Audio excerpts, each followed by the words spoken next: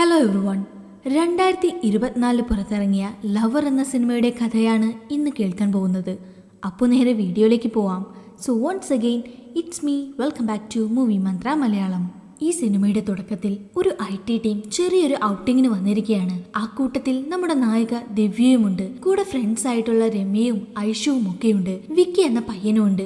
വിക്കി വേറൊരു ഓഫീസിലേക്ക് പോകുന്നത് കൊണ്ട് ഫ്രണ്ട്സിന് പാർട്ടി കൊടുക്കാനായിട്ട് ഒരു റിസോർട്ടിലേക്ക് കൂട്ടിക്കൊണ്ട് വന്നതാണ്. എല്ലാവരും കടലിൽ ഓരോ ആക്ടിവിറ്റീസ് ചെയ്യുന്നുണ്ട്. ദിവ്യയും അത് ചെയ്യാൻ ശ്രമിച്ചെങ്കിലും അവൾ താഴെ വീണുകൊണ്ടിരുന്നു. ഇതെല്ലാം രമ്യ ഫോട്ടോ എടുത്ത് സോഷ്യൽ മീഡിയയിൽ അപ്ലോഡ് ചെയ്തു. നെക്സ്റ്റ് കടൽ തീരത്തിരുന്ന് എല്ലാവരും ട്രൂത്ത് ഓർ ഡെയർ കളിക്കാൻ ആരംഭിച്ചു. അതും മൊബൈൽ ആപ്പ് യൂസ് ചെയ്ത്. ആ ആപ്പിൽ ഗെയിം സ്റ്റാർട്ട് ചെയ്ത ആപ്പ് തന്നെ ചോദ്യങ്ങൾ ചോദിക്കും. ആദ്യം രമ്യയുടെ ടേൺ ആയിരുന്നു. അതിൽ ഇതുവരെ എത്ര കിസ് ചെയ്തിട്ടുണ്ട് എന്ന ചോദ്യം വന്നു. ഐഷുവും സത്യം പറയണമെന്ന് പറഞ്ഞതും രമ്യയും അങ്ങനെയുള്ള ഒരു ഇൻസിഡന്റും ഇതുവരെ എന്റെ ലൈഫിൽ നടന്നിട്ടില്ല, വേണമെങ്കിൽ കുട്ടികളെ കിസ് ചെയ്തത് പറയേണ്ടി വരുമെന്ന് പറഞ്ഞു. നെക്സ്റ്റ് ദിവ്യയോടായിരുന്നു. നിങ്ങളുടെ ലവറിനെ എപ്പോഴാണ് മീറ്റ് ചെയ്തത് എന്ന ചോദ്യം വന്നു. ഇത് കേട്ടതും വിക്കിയും എല്ലാം നന്നായിട്ടല്ലേ പോകുന്നത്, ഞാൻ പോണോ എന്ന് ചോദിച്ചു. ഇതിൽ തന്നെ വിക്കിക്കും ദിവ്യയുടെ ലവറിനും തമ്മിൽ എന്തോ പ്രശ്നമുണ്ട് എന്ന് നമുക്ക് മനസ്സിലാവും. സോ ദിവ്യയും ഞാൻ വേറെ ക്വസ്റ്റ്യന് ആൻസർ ചെയ്തോട്ടെ എന്ന് ചോദിക്കും. ഇവരുടെ ടീമും നിന്നോട് ചോദിച്ച ചോദ്യത്തിനാണ് നീ ആൻസർ ചെയ്യേണ്ടതെന്ന് പറഞ്ഞു. അതിനുശേഷം ദിവ്യ അവളുടെ ലവ് സ്റ്റോറി പറയാൻ ആരംഭിച്ചു. കോളേജിൽ സെക്കൻഡ് ഇയർ പഠിക്കുന്ന സമയത്ത് കൾച്ചറൽ പ്രോഗ്രാമിൽ വെച്ചാണ് ഞാൻ അവനെ ആദ്യമായിട്ട് കാണുന്നത്. അവന്റെ പേര് അരുൺ. അവൻ സ്റ്റേജിലേക്ക് കയറുമ്പോൾ തന്നെ അത്രയ്ക്കും കയ്യടിയായിരുന്നു. ഓൾറെഡി അവൻ ചെയ്യുന്ന മിമിക്രിക്കെല്ലാം അവന് ഒരുപാട് ഫാൻസ് ഉണ്ടായിരുന്നു. അതിലും വിജയ് സേതുപതിയുടെ വോയിസ് എടുത്തതും ആ ഓഡിറ്റോറിയം മുഴുവൻ ക്ലാപ്സ് ആയിരുന്നു. അവന് തന്നെയായിരുന്നു ഫസ്റ്റ് പ്രൈസും. ആദ്യമായിട്ടാണ് കാണുന്നതെങ്കിലും അവനെ എനിക്ക് വളരെ ഇഷ്ടമായി. അതിനുശേഷം ആ കോളേജിൽ ഞാൻ എവിടെ പോയാലും എന്റെ കണ്ണുകൾ അവനെ മാത്രം തിരിഞ്ഞുകൊണ്ടിരുന്നു. കുറച്ചു നാള് അങ്ങനെ കടന്നുപോയി. അങ്ങനെ ഒരു ദിവസം എന്റെ ക്ലാസ്മേറ്റ് അവിനാശ് ആണ് അരുണെ എനിക്ക് ഇൻട്രൊഡ്യൂസ് ചെയ്തത്.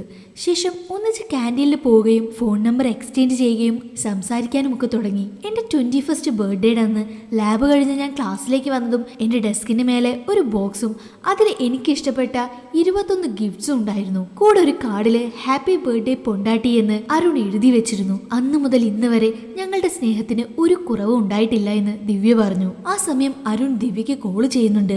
പക്ഷെ ദിവ്യ ആ കോള് അറ്റൻഡ് ചെയ്തില്ല. വീണ്ടും വീണ്ടും കോൾ ചെയ്യുന്നത് കണ്ട് ദിവ്യ കോൾ അറ്റൻഡ് ചെയ്തു. എന്നിട്ട് അരുൺ ദിവ്യയോട് നീ എവിടെയാ, ഒരു സർപ്രൈസ് ഉണ്ട് എന്ന് പറഞ്ഞു. ദിവ്യ ഔട്ടിങ്ങിന് വന്നത് മറച്ചു വെച്ച് ഞാൻ എന്റെ ഫ്രണ്ട് സൗമ്യയുടെ വീട്ടിലേക്ക് വന്നതാണ് എന്ന് പറഞ്ഞു. അതിന് അരുണും നിന്റെ ലൈവ് ലൊക്കേഷൻ അയക്ക്, ഞാൻ നിന്നെ വന്ന് പിക്ക് ചെയ്യാമെന്ന് പറഞ്ഞു.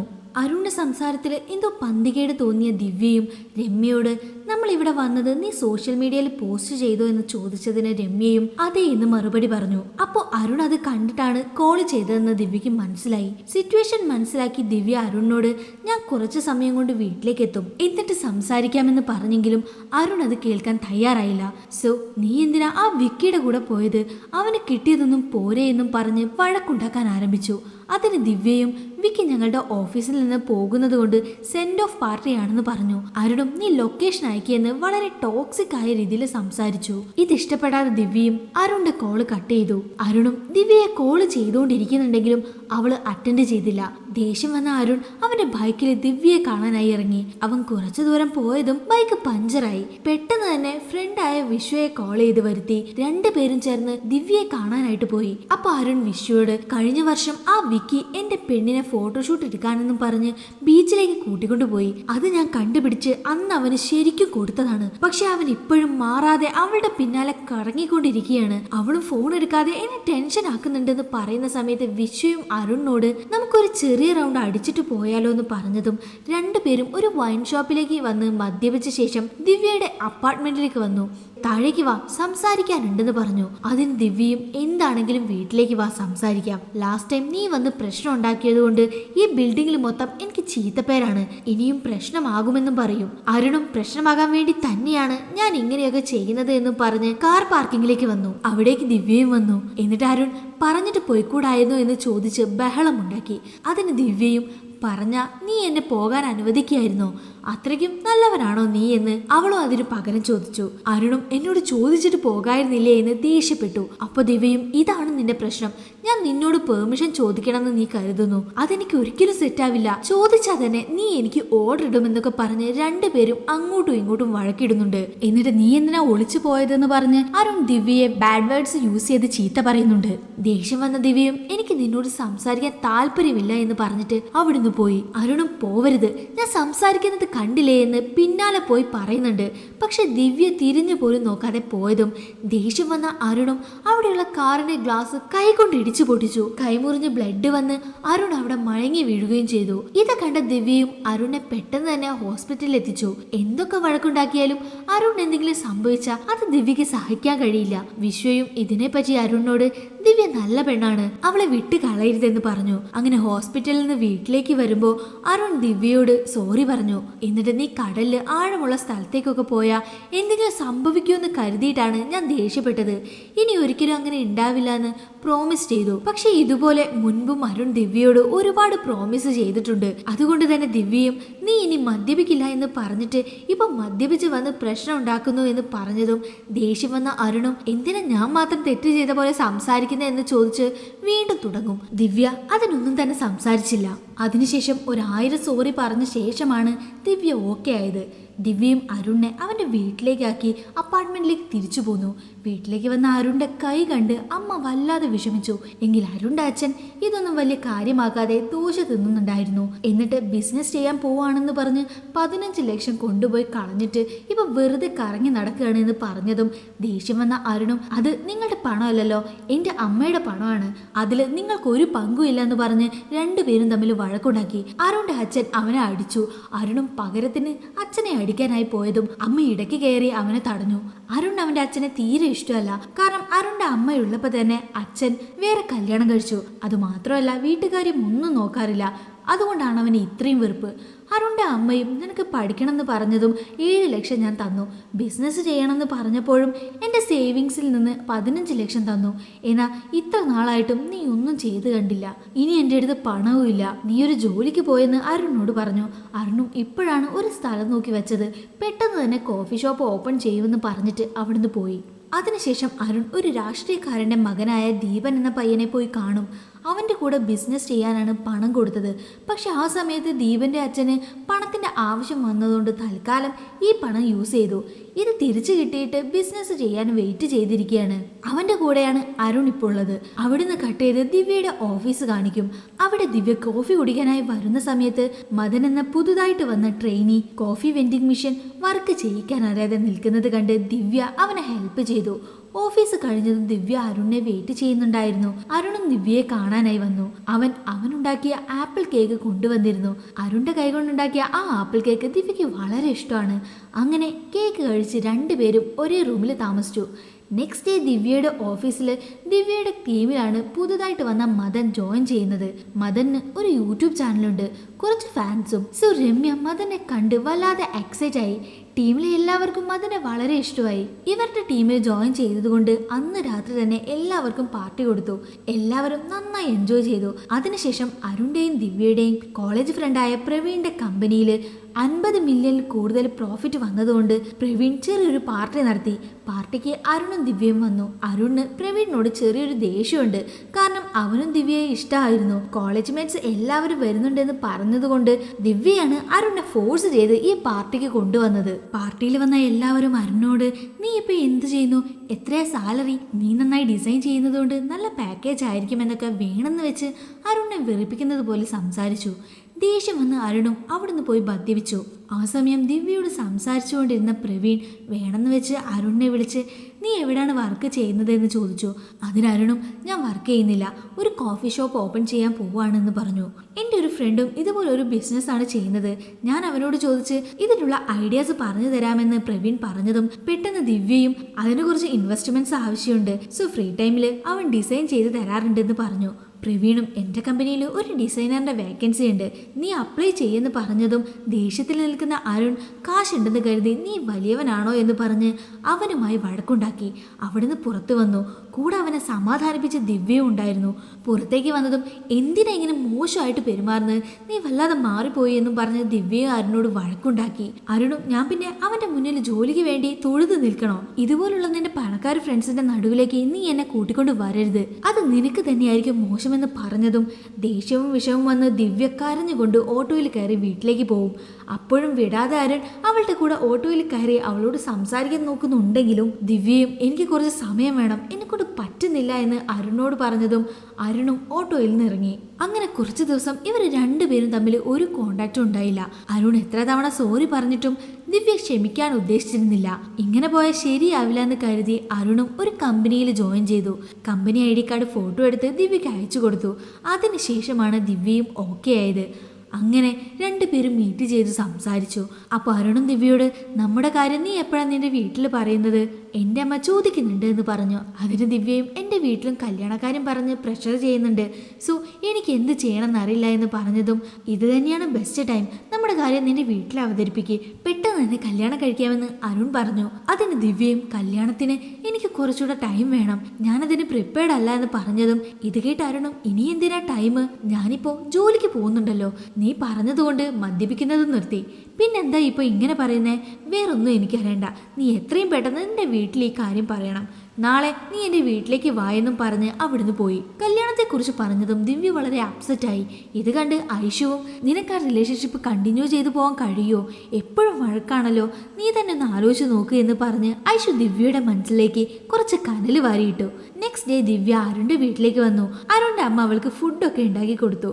ദിവ്യ ഫുഡ് കഴിക്കുന്ന സമയത്ത് അരുണിന്റെ അമ്മയും നിങ്ങൾ പെട്ടെന്ന് കല്യാണം കഴിച്ചാൽ എനിക്കും നിങ്ങളോടൊപ്പം വന്ന് നിൽക്കാലോ എന്ന് പറഞ്ഞുകൊണ്ടിരിക്കുമ്പോൾ അവിടേക്ക് അരുണിന്റെ അച്ഛൻ മദ്യപിച്ചിട്ട് കയറി വന്ന് ബഹളമുണ്ടാക്കി. എന്നിട്ട് ദിവ്യയോട് എന്തിനാ മോളെ നീ ഇവന്റെ കൂടെയൊക്കെ കൂട്ടുകൂടുന്നത്, ഇവനൊരു വേസ്റ്റ് ആണ് എന്നും പറയും. ഓൾറെഡി കല്യാണത്തിന്റെ കാര്യം പറഞ്ഞപ്പോഴേ ദിവ്യക്ക് ടെൻഷനായിരുന്നു. ഇപ്പൊ ഇങ്ങനൊരു കുടുംബത്തിലേക്ക് വന്ന് ജീവിക്കേണ്ട കാര്യം ഓർക്കുമ്പോൾ തന്നെ അവൾക്ക് പേടിയാവുന്നുണ്ട്. ഇതെല്ലാം ഒരു സൈഡിൽ പോയിക്കൊണ്ടിരിക്കുന്നുണ്ട്.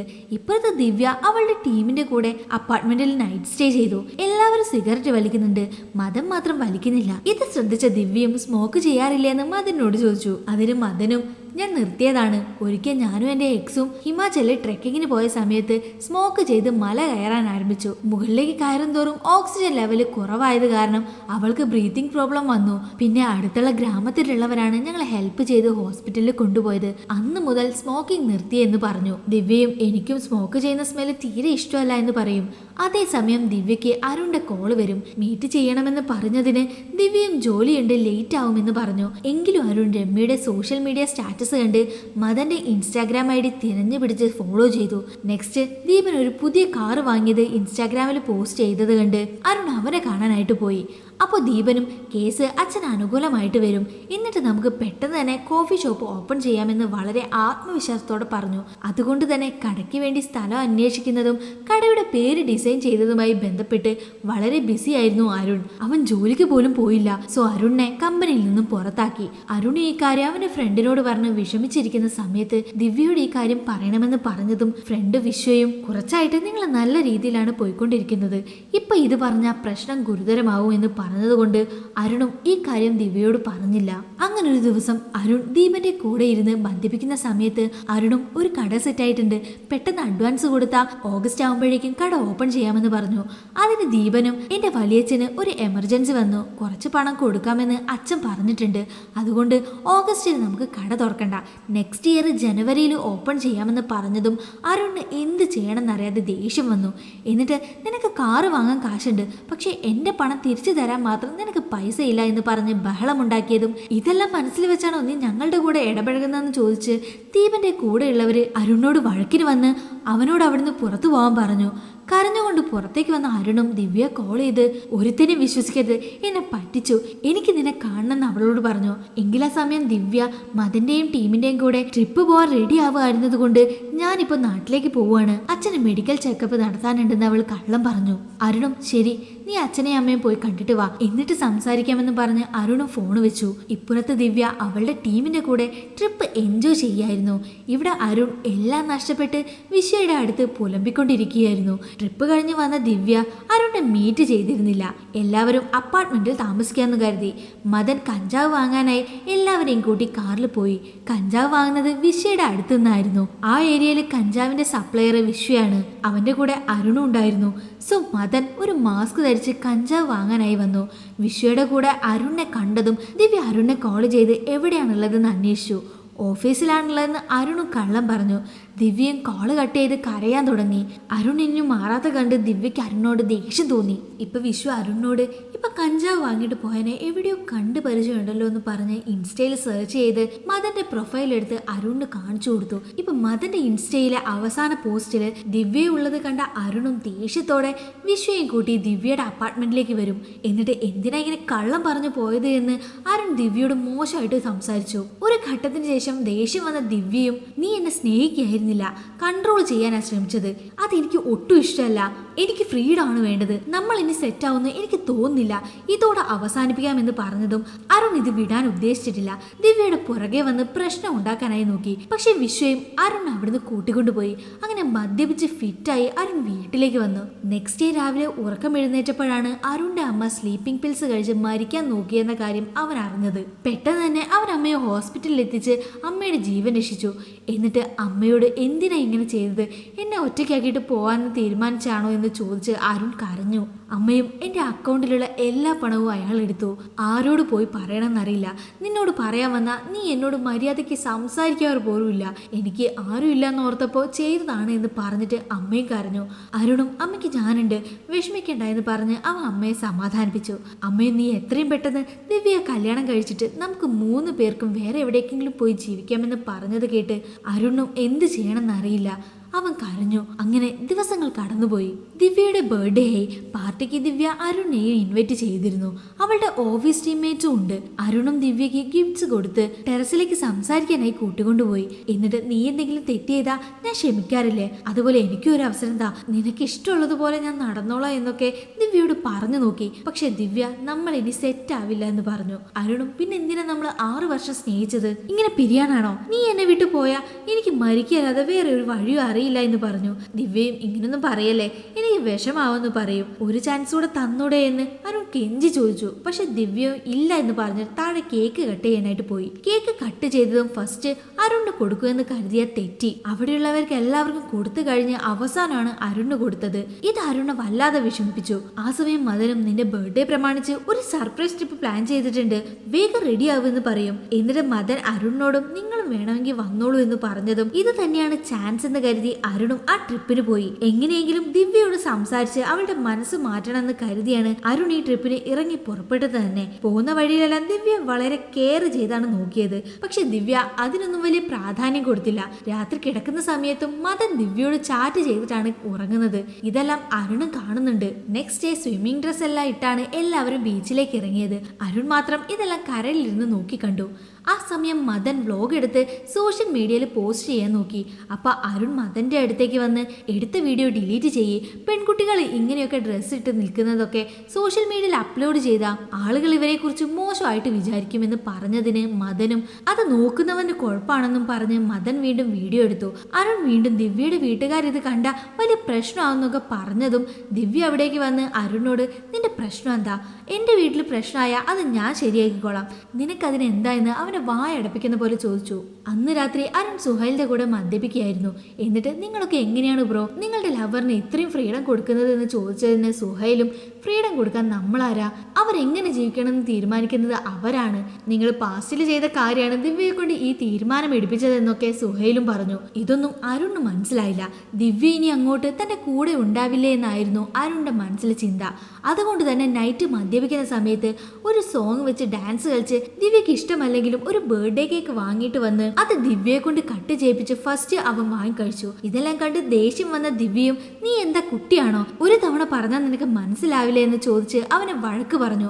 6 വർഷത്തെ സ്നേഹം ഉണ്ടെന്ന് കരുതി എനിക്ക് 60 വർഷം നിന്റെ കൂടെ കഷ്ടപ്പെടാൻ വയ്യ എന്ന് പറഞ്ഞതും അരുണും ശരി നീ സന്തോഷമായിട്ട് ജീവിക്ക്, ഞാൻ പോവാണ് എന്ന് പറഞ്ഞ് കടലിൽ ചാടി മരിക്കാനായിട്ട് പോയി. മദനും സുഹൈലും അരുണെ എങ്ങനെയൊക്കെയോ രക്ഷിച്ച് റൂമിലേക്ക് കൂട്ടിക്കൊണ്ടു വന്നു. എന്നിട്ട് അരുണും എല്ലാവരും പുറത്തേക്ക് പോ, എനിക്ക് ദിവ്യയോട് ഒറ്റയ്ക്ക് സംസാരിക്കണം എന്ന് പറഞ്ഞു. അങ്ങനെ എല്ലാവരും പുറത്തു പോയതും അരുൺ ദിവ്യയോട് എനിക്കൊരു ചാൻസ് കൂടെ തായെന്ന് പറഞ്ഞ് കെഞ്ചി. അവൻ വൊമിറ്റ് ചെയ്തു. ഇതെല്ലാം കണ്ട് ദിവ്യയും പുറത്തേക്ക് വന്നു. അരുണിന്റെ അമ്മ കോൾ ചെയ്തതും ദിവ്യ എടുത്ത് സംസാരിക്കും. എന്നിട്ട് ഞാനും അവനും പിരിഞ്ഞു, എന്നോട് ക്ഷമിക്കണമെന്ന് കരഞ്ഞുകൊണ്ട് ദിവ്യ പറഞ്ഞു. രാത്രി ദിവ്യയും മദനും സംസാരിച്ചിരുന്നു. മദനും ഞാനും എൻ്റെ എക്സും ചേർന്നാണ് ഈ വ്ലോഗ് ചെയ്യാൻ ആരംഭിച്ചത്. അതിൽ അവൾക്ക് ഒരുപാട് ഫാൻസ് ഉണ്ടായി. അത് കണ്ട് എനിക്ക് പൊസസീവായി ഞാൻ അവളെ കൺട്രോൾ ചെയ്യാൻ നോക്കി. അത് അവൾക്ക് ഇഷ്ടപ്പെട്ടില്ല. അതിനുശേഷമാണ് ഞാൻ എങ്ങനെയൊക്കെയാണ് അവളോട് പെരുമാറിയതെന്ന് ഞാൻ മനസ്സിലാക്കിയത്. ഇപ്പം ലവ് എന്ന് കേട്ടാലേ എനിക്ക് പേടിയാണ്. ഞാനും രമ്യയും പറഞ്ഞെന്ന് കരുതി നീ മാറാൻ പോകുന്നില്ല, നിന്റെ ലൈഫ് നീയാണ് തീരുമാനിക്കേണ്ടതെന്നും പറഞ്ഞു. നെക്സ്റ്റ് ഡേ ട്രെക്കിങ്ങിന് പോയപ്പോൾ അരുൺ വീണ്ടും ഒരു ചാൻസ് തന്നൂടെ എന്ന് ദിവ്യയോട് ചോദിക്കുന്നുണ്ടെങ്കിലും ദിവ്യ ഞാൻ നിന്നോട് എത്ര തവണ പറഞ്ഞു എനിക്ക് നിന്നോടിപ്പോൾ ഒരു ഫീലിംഗും തോന്നില്ല എന്ന് പറഞ്ഞതും അരുണും നിന്റെ ഫീലിംഗ് മൊത്തം ഇപ്പം മദനോടായിരിക്കുമല്ലേ എന്ന് പറഞ്ഞു. നിന്നെ ഒന്നും തിരുത്താൻ പറ്റില്ല, അവൻ എൻ്റെ ഫ്രണ്ടാണ്. ഒരുത്തനെ ബ്രേക്കപ്പ് ചെയ്ത് വീണ്ടും വേറൊരുത്തനെ സ്നേഹിക്കണമെന്നുണ്ടോ? ഒറ്റയ്ക്ക് ജീവിക്കാൻ പറ്റില്ലേ എന്നും പറഞ്ഞ് ദിവ്യ കരഞ്ഞു. മദനും അവൾ അവിടുന്ന് കൂട്ടിക്കൊണ്ടുപോയി. അന്ന് രാത്രി അരുൺ വീണ്ടും ദിവ്യയോട് കെഞ്ചുന്നുണ്ടെങ്കിലും ദിവ്യ നിന്റെ അമ്മയുടെ അടുത്ത് വന്ന് നിന്റെ അച്ഛൻ ഒരു ചാൻസ് താ, ഞാൻ മാറിക്കോളാം എന്ന് പറഞ്ഞാൽ നിന്റെ അമ്മ സമ്മതിക്കുമോ എന്ന് ചോദിച്ചു. അപ്പോഴാണ് ഇത്രയും നാള് അവൻ ദിവ്യയെ ടോർച്ചർ ചെയ്യായിരുന്നു എന്ന് അവന് മനസ്സിലായത്. നെക്സ്റ്റ് ഡേ തിരിച്ച് നാട്ടിലേക്ക് പോന്നു. അരുൺ ദിവ്യയുടെ അടുത്തേക്ക് പോയതേയില്ല. ദിവ്യയും അരുണിന്റെ അടുത്ത് വന്ന് അവൾ ഇന്നലെ അങ്ങനെയൊക്കെ പറഞ്ഞതിൽ സോറി പറഞ്ഞ് ഇനി നമുക്ക് ഒന്നിക്കാൻ കഴിയില്ല എന്നും പറഞ്ഞു. അരുണും സാരമില്ല വിട്ടേക്കെന്ന് മാത്രം പറഞ്ഞു. കാറിൽ വരുന്ന സമയത്ത് എല്ലാവരും ഉറങ്ങുമായിരുന്നു. അപ്പോൾ മദനും അരുണും സംസാരിച്ചു. ശത്രുവായി കരുതിയ മദനോട് അരുൺ ഇപ്പൊ സംസാരിച്ചിരിക്കുന്നു. ഇപ്പൊ ഇവര് നല്ല ഫ്രണ്ട്സായി. എല്ലാവരും പിരിഞ്ഞു പോകുന്ന സമയത്ത് ദിവ്യയും അവസാനമായിട്ട് അരുണിനെ ഹഗ് ചെയ്തു. അങ്ങനെ അവിടുന്ന് കട്ട് ചെയ്ത് 2 വർഷത്തിന് ശേഷം കാണിക്കും. അരുണും വിശ്വയും ചേർന്ന് കോഫി ഷോപ്പ് ആരംഭിച്ചു. നന്നായി കസ്റ്റമേഴ്സും വരുന്നുണ്ടായിരുന്നു. വേറെയും ബ്രാഞ്ചസ് ഓപ്പൺ ചെയ്തു. ഒരു ദിവസം ആ കോഫി ഷോപ്പിലേക്ക് ദിവ്യ വന്നു. ഇത് കണ്ട അരുണും അവന്റെ കൈകൊണ്ട് അവൾക്ക് ഉണ്ടാക്കി കൊടുക്കാറുണ്ടായിരുന്ന ആപ്പിൾ കേക്ക് ഉണ്ടാക്കി കൊടുത്തു. ദിവ്യ അത് കഴിച്ചിട്ട് ബായ് പറഞ്ഞിട്ട് പോയി. രണ്ടുപേരും അവസാനം വരെ ഒന്നിച്ചില്ല. ഇവിടെ അരുൺ കോഫി ഷോപ്പില് ബിസി ആയിട്ടിരിക്കുന്നതും ഇപ്പുറത്ത് ദിവ്യ കടലിൽ സർഫിംഗ് ചെയ്യുന്നതും കാണിച്ച് ഈ സിനിമ അവസാനിക്കും. ഈ ഒരു കഥ നിങ്ങൾക്ക് ഇഷ്ടപ്പെട്ട് കാണുമെന്ന് കരുതുന്നു. ഇതുപോലുള്ള കൂടുതൽ വീഡിയോസ് കാണാനായി നമ്മുടെ ചാനൽ ഒന്ന് സബ്സ്ക്രൈബ് ചെയ്ത് അടുത്തുള്ള ബെല്ലൈക്കണും കൂടെ ഒന്ന് എനേബിൾ ചെയ്ത് വെച്ചേക്കണേ. അപ്പോൾ അടുത്ത വീഡിയോയുമായിട്ട് കാണാം. ബൈ.